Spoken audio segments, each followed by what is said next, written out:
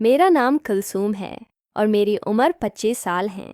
मेरी शादी 80 वक्त हो गई थी जब मेरी उम्र 14 साल होगी, क्योंकि हमारे यहाँ खानदान में लड़कियों की जल्दी शादी करने का रवाज था और मेरा शौहर शांत जैसी ताकत रखता था और मेरी उम्र काफ़ी छोटी थी, इसलिए मुझे कुछ समझ नहीं थी कि शादी के बाद मियाँ बीवी आपस में क्या करते हैं। लेकिन मेरे शौहर की उम्र 20 साल थी, उसको सब पता था, इसलिए मेरा शौहर मुझसे खूब मज़े लेता था।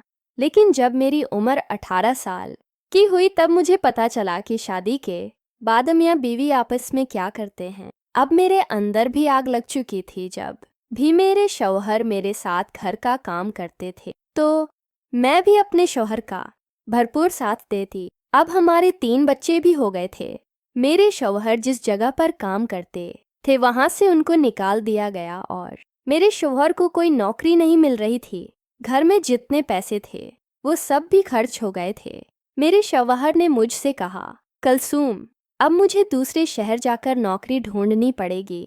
हम इस तरह हाथ पर हाथ धरे नहीं बैठ सकते। जब मैं अपने दिल में सोच रही थी, अगर मेरा शौहर किसी दूसरे शहर चला गया तो फिर महीनों महीनों घर वापस नहीं आएंगे, तो फिर मैं क्या करूंगी? मैं अपनी प्यास कैसे बुझाऊंगी? लेकिन अब चौंका मजबूरी थी तो मैंने अपने शौहर से कहा, ठीक है, तुम काम काज के लिए दूसरे शहर चले जाओ। तो मेरे शौहर ने तैयारी और दूसरे शहर चले गए जहां उनके दोस्त थे। उन्होंने मेरे शौहर को कैंप डलवा दिया और मेरे शौहर चंद महीनों में सिर्फ 15 दिनों के लिए घर वापस आते थे।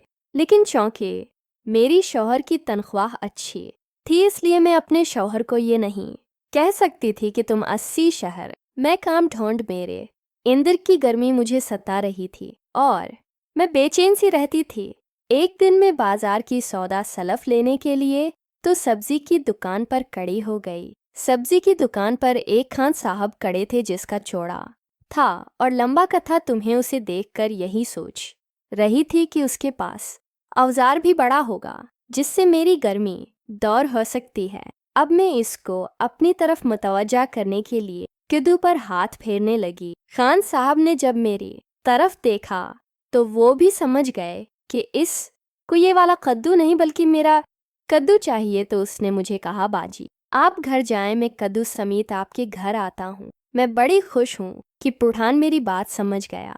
मैं फौरन अपने घर वापस चली आई। 10 मिनट के अंदर अंदर खां साहब भी घर पहुँच गए और कहने लगा, बाजी आपका शौहर मेरा दोस्त है और मुझे पता है कि आपका शौहर शहर से बाहर काम के लिए गया हुआ है और मुझे पता है कि आपकी प्यास बुझाने वाला कोई मर्द नहीं है। इसलिए आज जब तुम मेरी दुकान पर आई और कद्दू पर हाथ पैरने लगी तो मैं समझ गया कि तुम्हारे अंदर आग लगी हुई है, इसलिए मैं तुम्हारी मदद करने के लिए आया हूँ। ये बात सुनकर मैंने जल्दी से खान साहब का हाथ पकड़ा और अपने खरबूजों पर रख दिया, क्योंकि अब हम दोनों कबड्डी के लिए तैयार थे। खान साहब का हथियार भी खड़ा हो गया था और मैं अपने हाथों से खान साहब के हथियार पर हाथ पैर रही थी। अब हम दोनों गर्म हो गए थे, बल्कि मैं तो खान साहब से कुछ ज्यादा ही गर्म हो गई थी। मैंने खान साहब को अपनी तरफ खींचा और अपने बेडरूम की तरफ